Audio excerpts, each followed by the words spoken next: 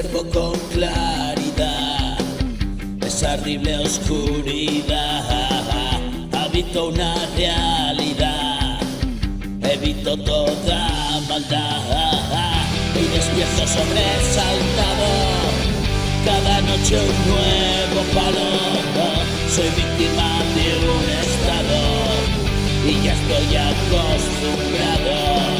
Las pastillas que me jalo y pasar mejor el trago, no hacer caso de lo malo y cuidar de los hermanos. Hoy salí de aquí, estoy mejor aquí. Has venido a mí, te recibo y yo deseo que confíes en mí. No hagas como yo y ríndete por fin. Has llegado a casa, bienvenido. Hoy empiezas el camino, es una aventura, quédate conmigo.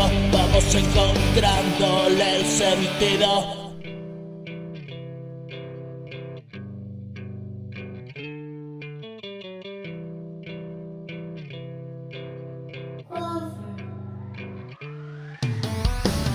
Cansados de luchar, si te dejas llevar, como tú llegarán y no se quedarán. La suerte ya no está, escúpeme ese mal, es cuestión de charlar.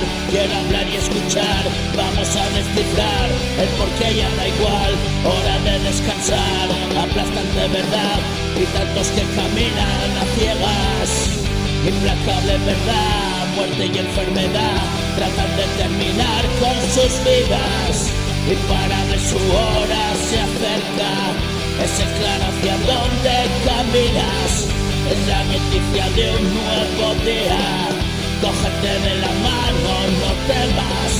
Da comienzo nuestra nueva vida, no es remanso de paz y armonía. Esa es la condición, quién sabía.